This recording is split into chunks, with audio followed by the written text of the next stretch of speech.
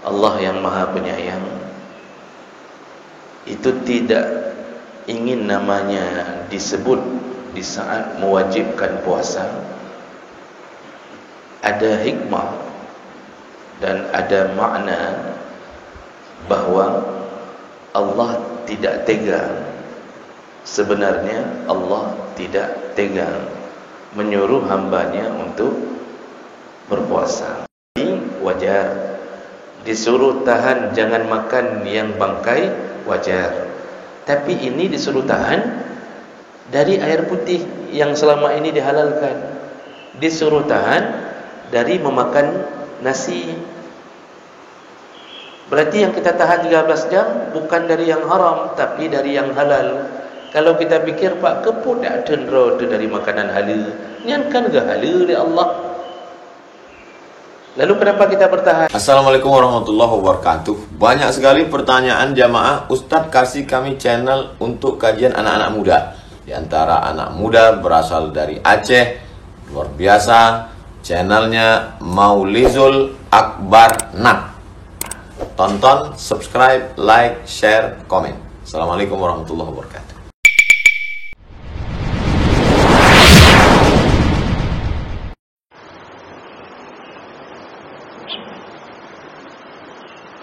Assalamualaikum warahmatullahi wabarakatuh. Alhamdulillahirabbil alamin. Wa bi ni'matihi tatimmu shalihat. Asyhadu an la ilaha illallah wahdahu la syarika lah wa asyhadu anna Muhammadan 'abduhu wa rasuluhul karim. Allahumma shalli wa sallim ala nabiyyina وسيدنا المصطفى محمد وعلى آله وأصحابه أجمعين.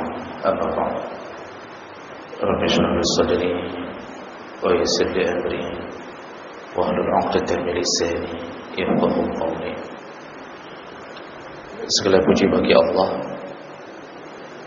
kemudian salawat dan salam pada Rasulullah, pada keluarga dan seluruh sahabat-sahabatnya. Ya Allah muliakan bapak-bapak, ibu-ibu, jamaah salat subuh yang telah berhadir karena Allah. Mudah-mudahan Allah balas dengan pahala yang berlimpah insyaallah. Bapak-ibu yang Allah muliakan, selayaknya kita menyambung pembahasan tentang pahala-pahala dalam urusan taharah. Karena di pertemuan kita yang terakhir kita membahas tentang kemuliaan orang yang berwudu. Namun mengingat bahwa dalam hitungan hari akan segera datang bulan yang dimuliakan, maka saya pindahkan dulu sebentar. Kita loncat bab dari taharah, kita loncat ke bab sawabun man shama Ramadan, yaitu pahala yang didapatkan oleh orang yang berpuasa di bulan Ramadan.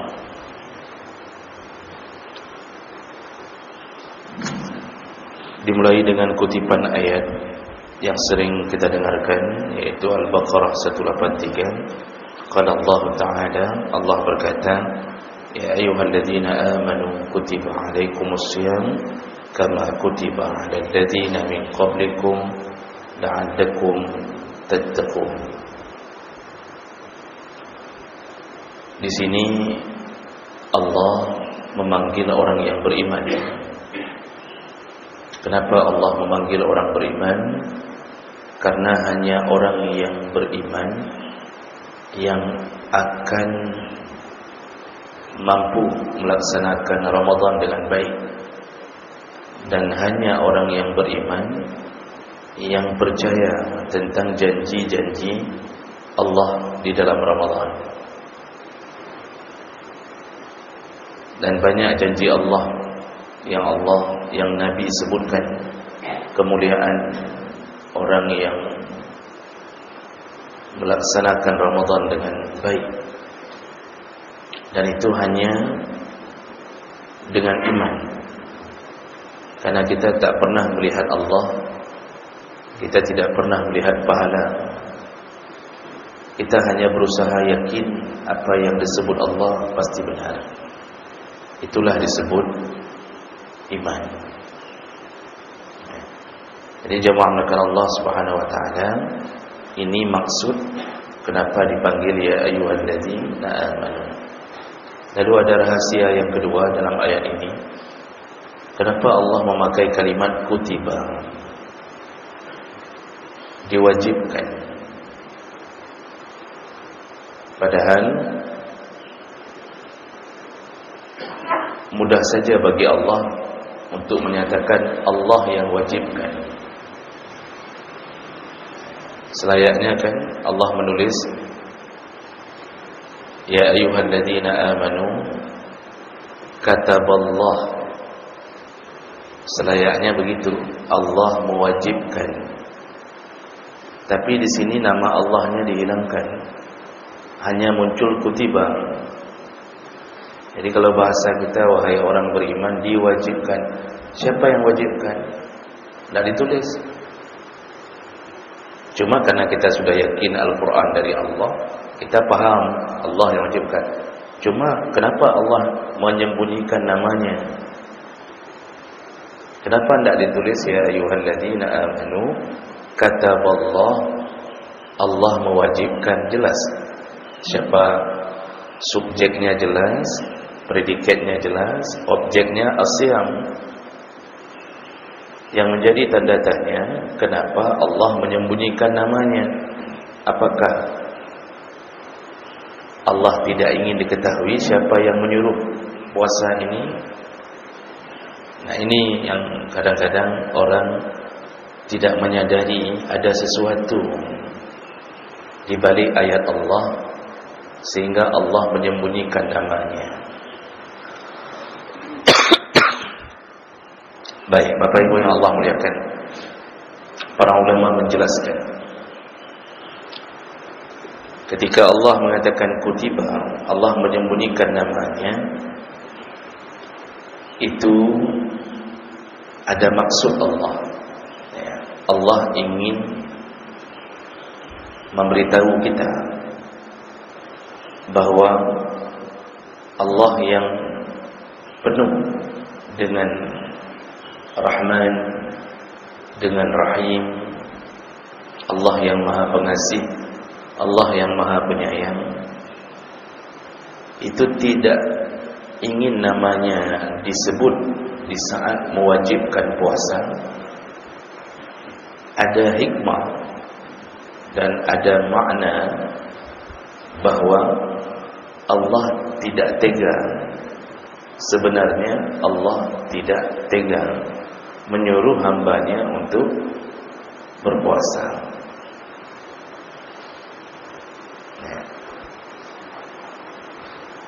Jadi Allah tidak ingin jelas-jelas menunjukkan namanya bahwa Allah lah yang mewajibkan. Seakan-akan Allah ingin mengatakan bahwa puasalah. Tapi kalau ditanya siapa yang suruh, Allah seakan-akan ingin mengatakan udah usah nanya siapa yang suruh, puasa ajalah. Seakan-akan tidak tega ingin menyuruh hamba untuk puasa. Kenapa? Karena puasa itu akan memberatkan hamba. Allah yang ciptakan kita, lalu kemudian Allah bebankan kita untuk tidak makan, tidak minum selama 13 jam. Dari subuh sampai maghrib. Nyanbak Allah.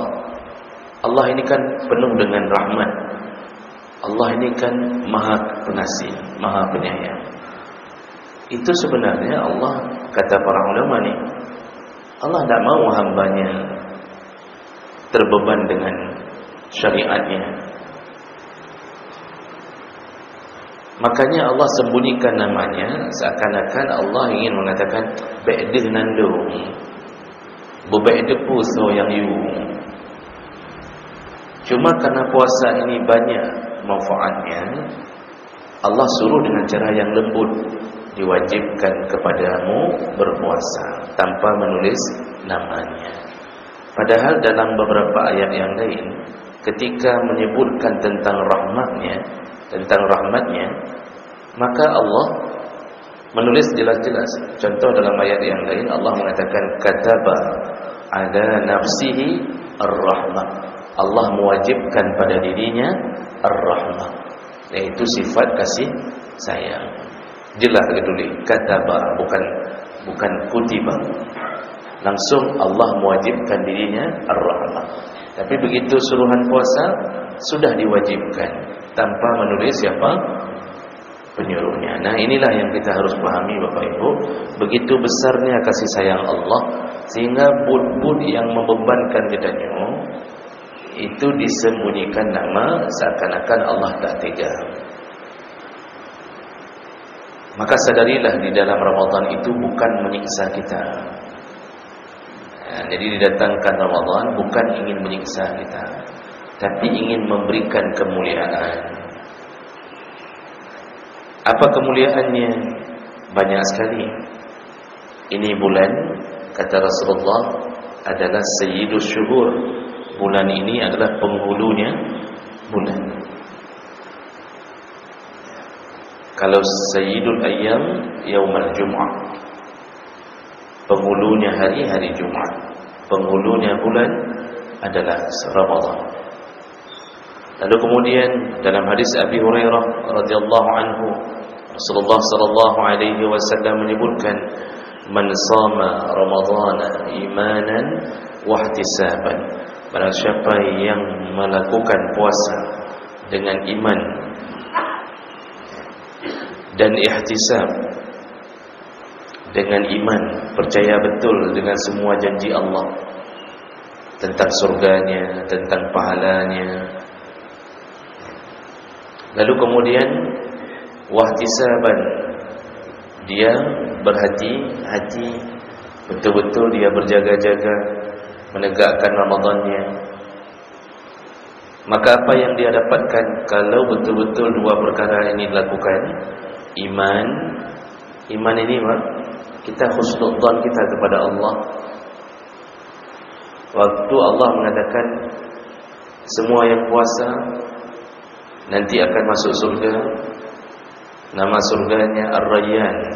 Seberapa besar percaya kita? Seberapa besar keyakinan kita tentang adanya surga bernama Ar-Rayyan? Kalau kita yakin, semua orang kita kasih tahu tenang, tenang. Istri memberitahu kepada suaminya, jangan mengeluh puasa, nanti kita masuk surga Ar-Rayyan.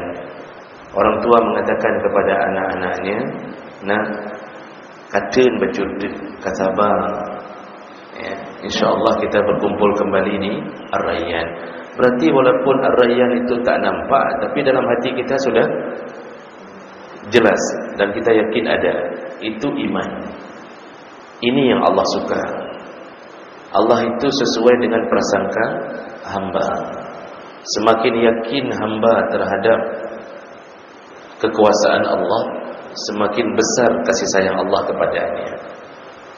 Begitu kita tidak yakin dengan kekuasaan Allah, di situ Allah akan membalikkan keadaan menjadi siksa.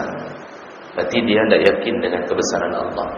Makanya segala sesuatu husnudzan pada Allah. Masuk Ramadan husnudzan pada Allah. Ini iman. Jadi jangan sampai begitu beberapa hari lagi mau Ramadan, orang mulai mengatakan ke Ramadan lalu, apa ya puasa lalu? Sudah harus puasa lagi. Ana ada puasa, ana mungkin. Cukup itu.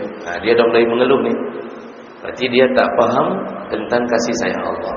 Allah itu tidak ingin menzalimi hamba. Untuk apa Allah zalimi hamba? Tidak ada manfaat. Kita ini kalau dibebankan sesuatu, itu selalu bersamaan dengan pahala. Tidak ada satupun beban dalam syariat yang tidak diberi pahala.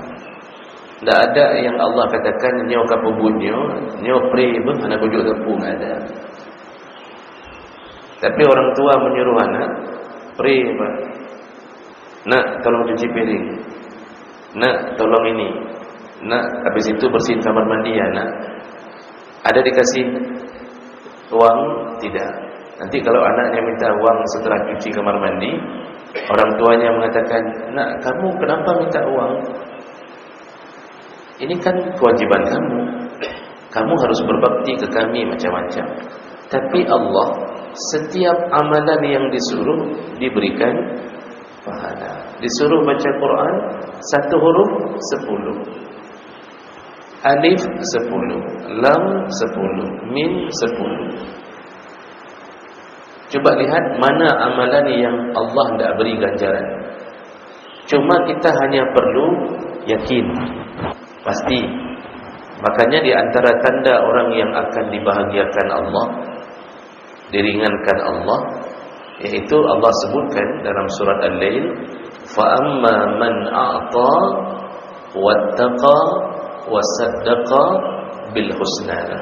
Orang yang akan dimudahkan urusannya menuju ke surga, ciri-cirinya pertama dia suka memberi, bersedekah, wattaqa, lalu dia takwa,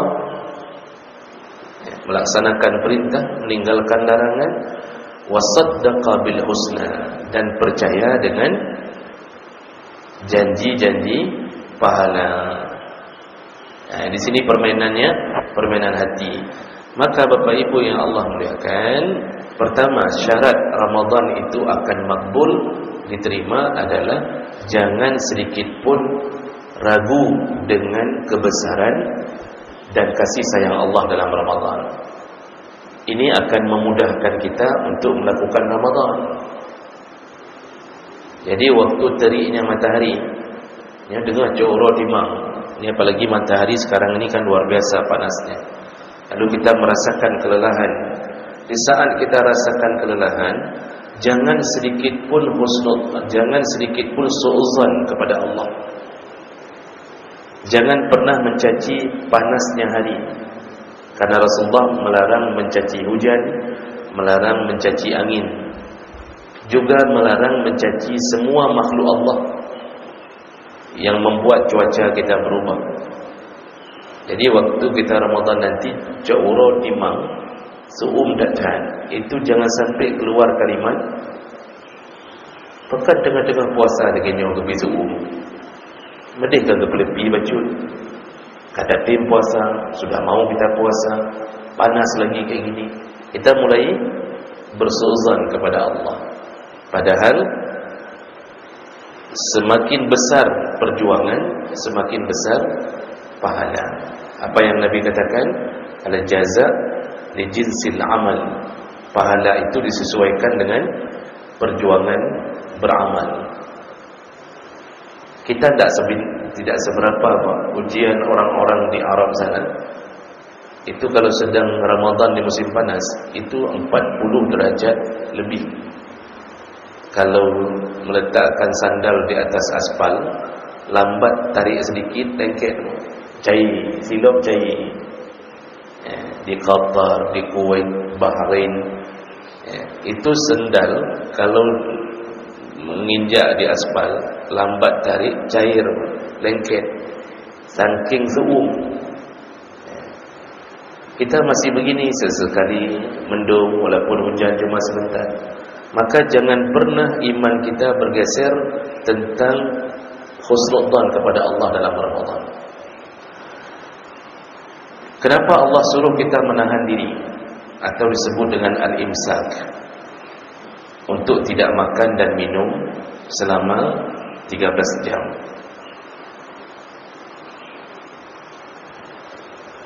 Coba bayangkan, bapak kalau punya anak, dia sedang main game atau sedang nonton TV, lalu ibu yang sedang masak di dapur, rupanya tidak cukup bawang. Ibu panggil ke anak, nak, tolonglah beli bawang sebentar, tak cukup bawang ni. Anak itu yang sedang bersenang-senang dengan TV-nya, dengan game-nya, lalu dia matikan TV-nya, dia turuti keinginan ibu. Dan setiap waktu begitu, walaupun dia sedang bersenang-senang, asal bapa ibu suruh, dia pergi untuk melaksanakan perintah ayah dan ibunya. Kira-kira kalau ibu punya anak model begini, apa yang akan ibu ceritakan tentang anak ini di waktu berkumpul dengan ibu-ibu yang lain? Dengan harisan, pasti ibu akan mengatakan, anak elumnya nah, walaupun menan-menan. Menan-menan maksudnya mungkin tak terlalu ganteng. Anak elumnya nah, walaupun menan-menan, walaupun begitu-begitu. Dempu dayu, asal kalung you, asal sudah saya menyuruh sesuatu, dia pasti berhenti, lalu dia taat kepada kami. Semua sayang, ayahnya sayang, ibunya sayang, diberikan hadiah. Padahal dia cuma menahan diri sekitar setengah jam dari menonton TV. Dia tahan syahwatnya, dia tahan dirinya cuma setengah jam. Itu saja sudah menimbulkan kasih sayang kita pada anak. Bapak yang punya anak begini, pasti bapak juga akan mengatakan, anakku itu taat, baik, walaupun dengan himain menyokandung you, begah-begah you. Semua sayang. Akibat sayang apa yang dia dapatkan? Kemanapun bapak ibu pergi, teringat kepadanya. Pasti ke waktu bapak ibu pergi ke Medan, bapak ibu akan musyawarah, ingat ke si abang pedablo. Untuk si anak tadi apa kita beli? Kita beli bikambon atau kita beli Zulaikha? Nanti telefon nak mau beli apa? Apapun dia minta, walaupun dia minta kuih yang harganya 300.000, sedia belum? Dia minta, ayah, kalau ayah pulang belilah donat. Apa yang paling mahal Medannya? Donat Jiko. Saya tak pernah beli, Pak, dikasih orang ada. Itu satu kotak ratusan ribu, Pak. Satu bijinya entah 25.000 mana. Tapi karena anak itu selalu menahan dirinya, menahan kelezatan hidupnya demi taat pada orang tuanya, tak peduli 300.000, tetap kita beli. Kata si ayah, anak pupu, kasih abangnya, anak pupu belum dia. Kok dia, alhamdulillah. Begitu, itu baru menahan diri sebentar dengan mematikan televisi, mematikan PS, game demi taat pada orang tuanya. Sekarang, orang tua itu ada sifat rahman atau tidak? Kita sebagai orang tua ada sifat rahman atau tidak? Tak ada apa? Kita ada sifat rahim atau tidak? Tak ada. Yang ada secuil. Yang ada secuil. Karena dari hadis Abi Hurairah, Nabi mengatakan apa? Di sisi Allah yang diturunkan ke dunia 100%, yang diturunkan ke dunia hanya 1%. Di sisi Allah 100% semua kebahagiaan yang diturunkan ke dunia 1%. 1% itu dibagi-bagi kata Nabi. Dibagi untuk tingginya gunung, cantiknya perempuan, gantengnya lelaki, indahnya sungai, indahnya hutan, dan 0, sekian % dititipkan ke untuk kasih sayang. Sehingga kata Rasulullah, ibunya kuda mengangkat kaki agar anaknya tidak terinjak ketika anaknya masuk ke dalam lambung, bawah lambung kuda. Diangkat kaki supaya tidak terinjak. Kenapa si kuda mengangkat kaki? Supaya tidak terinjak anaknya. Karena Allah titip kasih sayang. Maka sekarang kasih sayang yang ada di kita sama istri berapa persen? 0, sekian %. 0, sekian %. Baru ada anak yang taat begitu sudah habis-habisan kita kasih.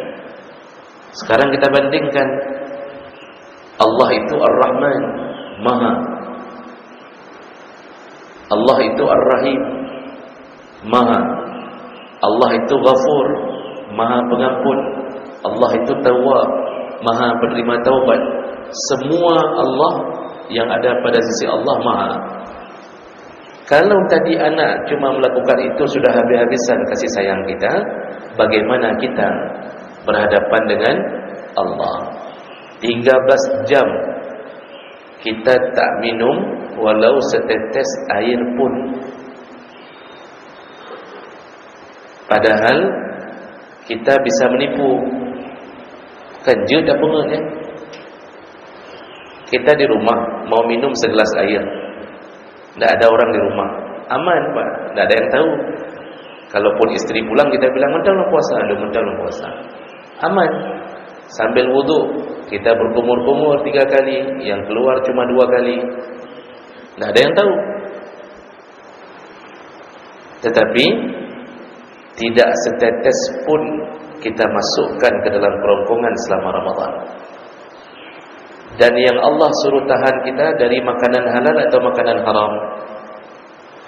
Dari makanan dan minuman halal, bukan dari makanan dan minuman haram. Menyugiyudun dari khamar, wajar. Disuruh bertahan dari babi, wajar. Disuruh tahan jangan makan yang bangkai, wajar.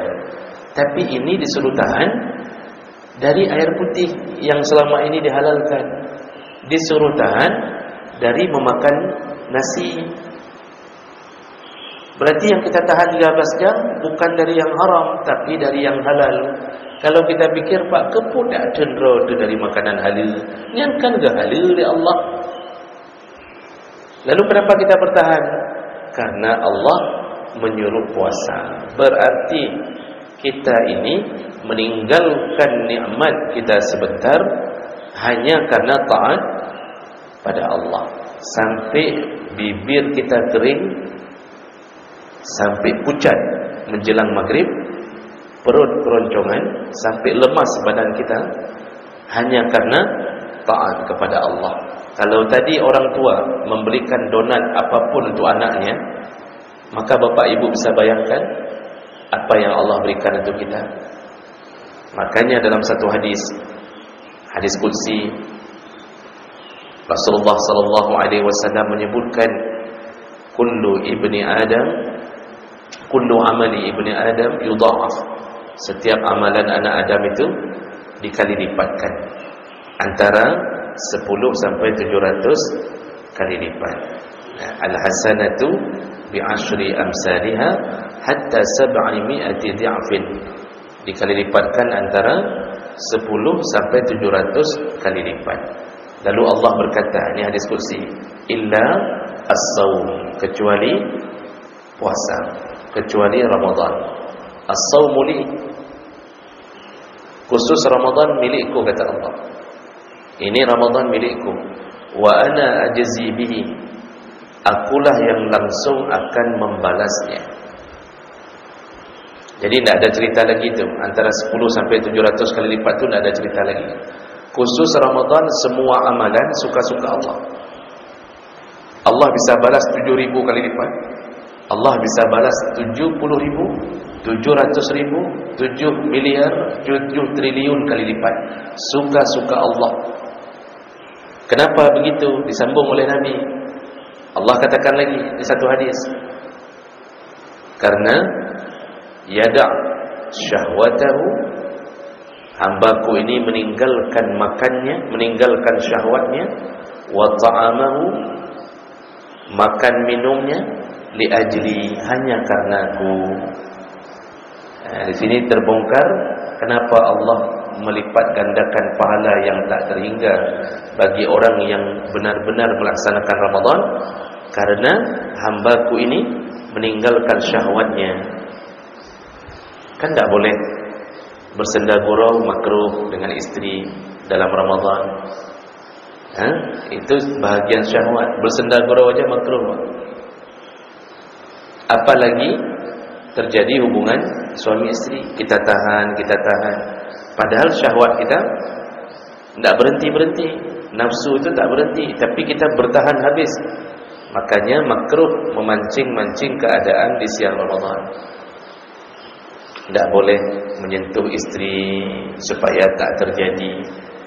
Kata Aisyah, pernah Rasulullah yuqabbiluni, Rasulullah pernah menciumku di waktu Ramadan. ayyukum yamliku irbah kama yamliku Rasulullah sallallahu alaihi wasallam irbah, kata Aisyah. Tapi kalian tidak akan mampu menahan syahwat kalian seperti Rasulullah menahan syahwat. Jadi dilarang bersenda gurau. Ini bahagian memancing syahwat. Jadi tidak boleh kita bapak ibu, ini bapak-bapak, begitu nanti Ramadan mayang-mayang nurinang. Ini dengan istri sendiri nih. Kalau dengan istri orang haram. Ini ceritanya makruh inang road. Padahal kan inang road ada, tapi gepu makruh di siang Ramadan. Ya. Kalau dengan istri tetangga haram. Ini langsung neraka. Makanya ibu-ibu pun tidak boleh mancing-mancing. Dalam kitab-kitab dijelaskan selama Ramadan ni istri-istri itu tidak boleh di rumah pakai baju seksi, goyang-goyang depan suami. Aja. Takut irungkom tu. Tak boleh. Jadi dia pakai baju lengkap walaupun itu suami sendiri. Kayak mana jadi kami pakai baju? Dia pakai baju lagi ni jabutnya, pakai dalam air rumahnya, dia pakai telekung kan? Dia pakai jaket-jaket, dia pakai sabuk. Jadi jangan sampai suami pulang kantor, isterinya sedang tampil seksi di dapur. Dilarang, makruh memancing-mancing. Padahal itu syahwat. Kita tahan. Atas isteri tahan bang, habis maghrib, tahan. Kita tahan. Apa kata Allah? Yada' syahwatahu, dia tinggalkan syahwat yang halal. Dia tinggalkan syahwat yang halal, bukan syahwat haram, yang halal. Dia tinggalkan. Lalu dia tinggalkan makan dan minumnya yang halal. Kenapa? Li'ajli, hanya kerana taat kepada aku. Hanya kerana taat. Kalau tidak taat, apa masalahnya kita minum air? Apa masalahnya kita makan nasi? Tidak ada masalah, bukan haram. Tapi karena Allah mengatakan puasa apa? Puasa. Baik baju sapu apa? Jangan makan apa-apa. Adakah sandaran lain kita untuk melakukan puasa selain daripada perintah Allah? Tidak ada. Hanya karena taat pada Allah. Itulah yang membuat Allah menyediakan melebihi donat yang dari Medan tadi. Maknanya tingkat katanya undang apa-apa kita kasih. Bagaimana sebulan kita lakukan itu? Benar kita puasa, barang siapa yang melakukan puasa dengan imannya, percaya kasih sayang Allah, itulah nanti yang akan diampunkan segala dosa-dosanya. Makanya penuhkan hati, ya Allah Ramadan, ya Allah aku bertahan karenamu ya Allah. Kalau bukan karenamu aku tak akan melakukan ini ya Allah.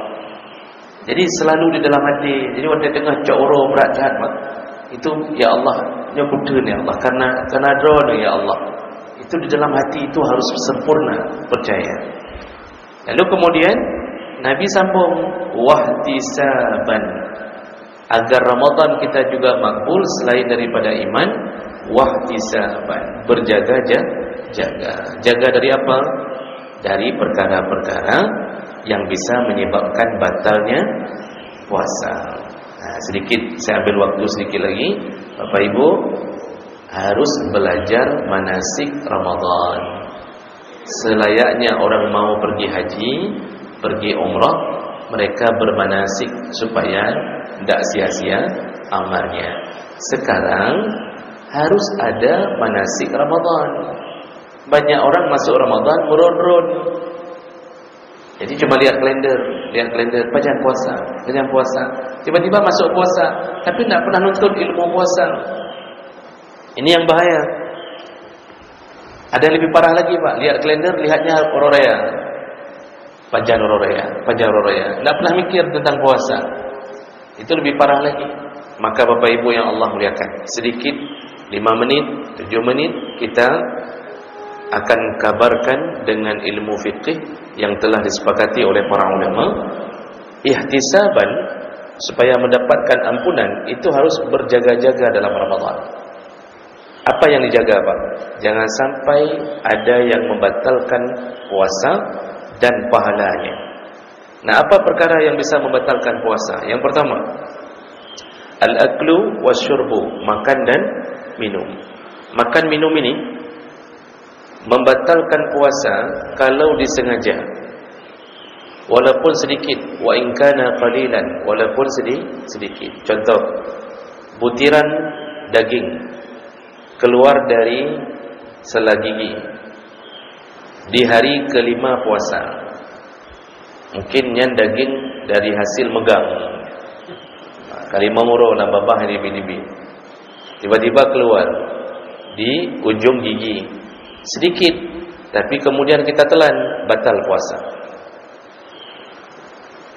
Batal puasa walaupun sedikit.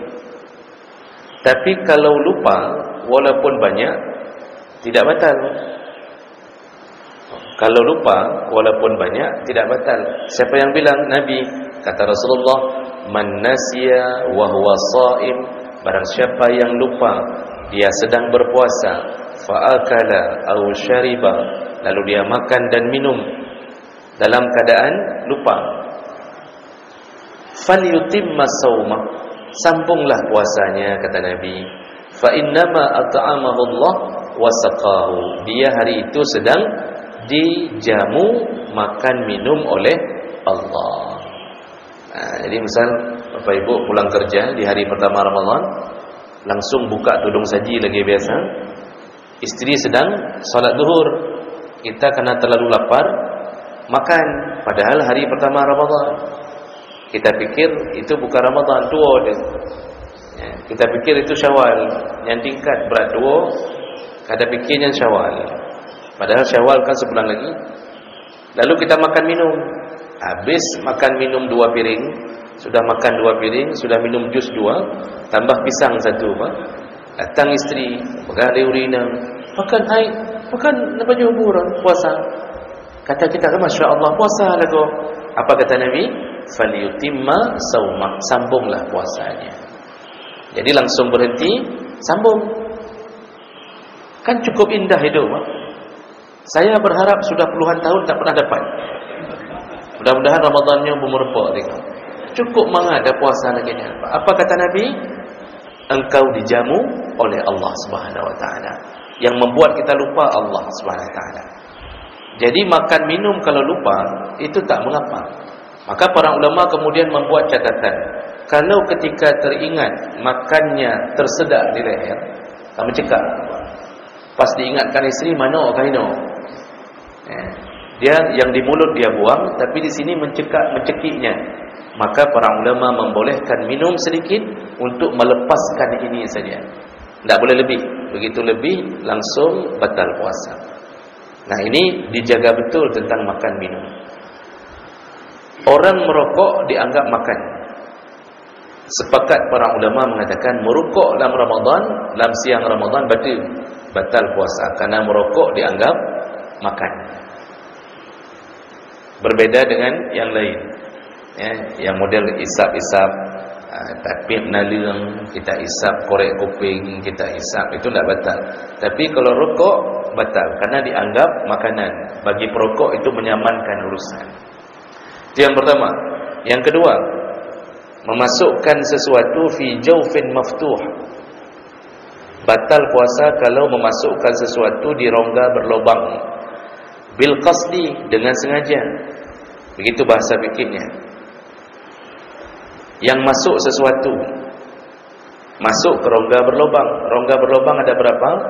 Al-uzun, telinga, al-anfu, hidung, kemudian mulut, tenggorokan, lalu kubul dan dubur, 5 tempat. Masuk sesuatu ke 5 lubang ini dengan sengaja batal. Kalau kita hirup minyak angin, tak beduk pada hidung, yang masuk angin batal tak, Pak? Kita taruh fig inhaler ini ada beduk. Taki oleh dia ada beduk ini. Tak batal kerana tak ada ain, tak ada sesuatu. Angin cuma masuk, tak masalah. Kecuali kita masukkan botolnya dalam, botol dalam tudung baru batal. Meneteskan obat mata, meneteskan obat mata di siang Ramadan, batal atau tidak? Para ulama menjawab, termasuk mazhab Syafi'i, tidak batal karena mata tidak dianggap rongga berlubang. Yang berlubang ke menonyo Nyo, kubul, dubur. Meneteskan ubat mata tidak batal. Coba baca kitab-kitab Syafi'i. Meneteskan obat telinga batal karena rongga berlubang. Bapak ibu ngupil di siang Ramadan, ngupil judo cungkir hidung. Ini dijaga jangan sampai lewat batas tulang hidung. Kalau cuma di permukaan tidak mengapa. Begitu masuk ke sini tangan batal. Congkel telinga juga begitu, jangan lewat batas lubang telinga. Jadi kalau gatal itu ya diupi-upi aja. Nah, itu semua kita bertahan karena Allah. Lalu kalau sesuatu masuk ke rongga berlubang, menyuntikkan sesuatu ke dalam pori-pori, suntik ubat di Coro Ramadan, batal atau tidak? Tidak batal selama yang disuntik bukan makanan, kecuali infus. Kalau infus batal karena yang dikirimkan makanan. Kenapa suntik di sini tak batal? Karena ini tidak dianggap rongga berlubang, tidak termasuk 5 rongga berlubang. Kita sedang duduk ikut pengajian di siang Ramadan, tiba-tiba masuk lalat, masuk nyamuk, batal atau tidak?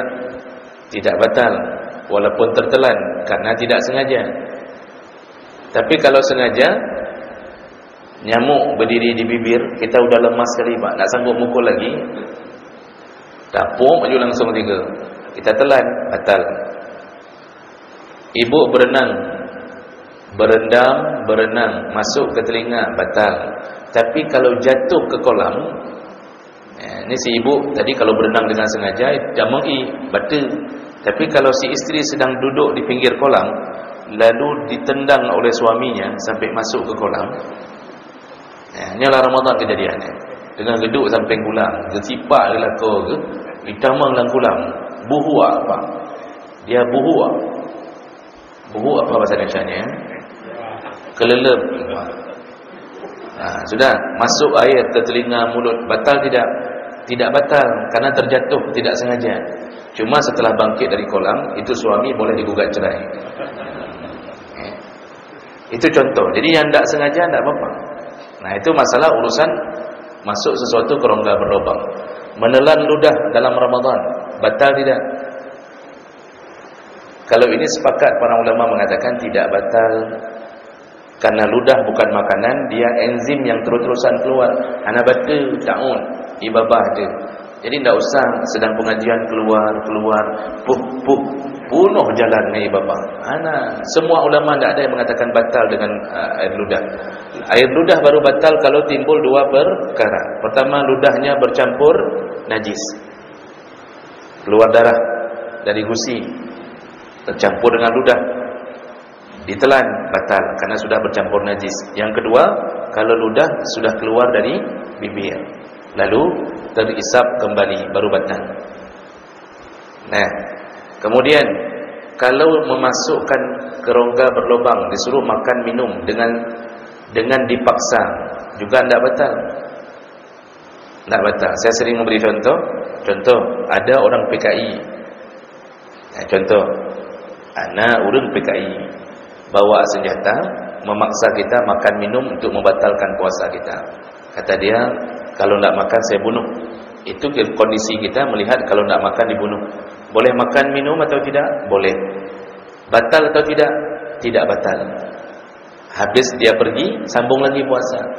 Ini ilmu. Makanya orang berilmu itu berharap PKI itu datang tiap hari. Orang berilmu yang mengharap kajak long dengan apa, kapak salung long. Mereka tidak tahu. Itulah ilmu. Itulah perbandingan orang alim dengan orang yang tak mengaji. Ini disebut dalam semua kita. Dan jadi itu yang dijaga. Pertama, makan minum dengan sengaja. Jangan masukkan sesuatu ke dalam rongga berlubang dengan sengaja. Kemudian al-qai al-muta'ammad, muntah sengaja. Congkel-congkel muntah batal. Kalau tak sengaja tak batal. Ibu pas lihat suami muntah, batal tak? Asal suami pulang kerja, ibu sudah muntah. Tapi kalau lihat suami orang tak muntah-muntah. Sedang Ramadan, lihat suami sendiri muntah, batal tak? Tak batal karena tak sengaja. Yang sengaja itu congkel-congkel. Lihat muntahan orang, muntah, tak apa-apa. Hamil, muntah, tak batal. Jadi kalau lihat suami muntah juga tak batal. Cuma perlu diru'yah. Pakan nginglah koro sampai muntah, nginglah kogok pada muntah. Itu perlu diru'yah. Itu yang ketiga. Yang keempat, al-watta' amdan, melakukan hubungan suami istri dengan sengaja. Maksud dengan sengaja membatalkan puasanya dengan perbuatan itu di siang Ramadan. Ini bukan hanya batal, dosa dan wajib bayar kafarah. Kafarahnya puasa 2 bulan berturut-turut. Siapa yang bayar Bapak Ibu? Suami atau istri? Suami saja. Suami saja, tidak termasuk istri. Hanya suami. Istri tidak termasuk untuk yang bayar kafarah 2 bulan itu. Kenapa suami? Karena penentunya adalah suami. Kalau suami lagi pingin, istri tak dapat menolak. Kalau istri lagi pingin, suami bisa menolak. Ini di siang Ramadan, istri goyang-goyang di depan suami. Kata suami, ana moho kajak kena. Oh kajak ke dia? Itu istri langsung ciut, Pak. Tak jadi itu. Tapi kalau suami yang goyang-goyang depan istri, kata istri, hana mohon, itu tidak ada, itu tetap dia lakukan. Istri terpaksa. Makanya yang bayar puasa 2 bulan berturut-turut adalah suami. Istri kerjanya apa? Bayar yang hari itu aja. Lalu tugas tambahan, memberi semangat suami. Ayo bang, 49 hari lagi. Ayo bang, 36 hari lagi. Karena harus puasa 2 bulan terus-terus. Nah, itu hati-hati dengan berhubungan suami istri dengan sengaja. Berikutnya istimna. Istimna itu melakukan onani atau masturbasi batil. Mimpi basah di siang Ramadan batal tidak? Tidak, cukup mandi wajib. Cukup mandi wajib, langsung sambung puasanya. Nah, kemudian haid, nifas, gila dan murtad. Itu semua perkara yang bisa menyebabkan batal puasa. Terakhir, jangan maksiat. Ini sudah terjaga. Tapi kalau maksiat, enggak jaga mulut, tidak jaga mata, membatalkan pahala. Bukan membatalkan puasa, membatalkan pahala. Qadha tidak ada, tapi pahala tidak ada. Itu sama seperti PNS tak ada gaji. Itulah yang Nabi bilang betapa banyak orang puasa tidak ada apa-apa kecuali hanya rasa lapar dan dahaga. Baik, inilah yang disebut ihtisaban. Berhati-hatilah selama Ramadan. Kalau betul kita lakukan ini semuanya, diampunkanlah dosa-dosa kita yang telah berlalu, kecuali dosa dengan sesama manusia. Baik dipikir gara-gara Ramadan utang kenapa ya bayar? Utang tetap wajib bayar. Baik, saya berhenti di sini. Inilah pelajaran kita pertama hari ini. InsyaAllah Kamis depan sudah masuk Ramadan. Kita tetap mengaji berdasarkan urutan tiap bulan 1 dan 2. Jadi Kamis depan kita masih mengaji. Dan insyaAllah kita akan bahas perkara yang sunnah-sunnah dalam Ramadan melalui hadis-hadis yang ada ini.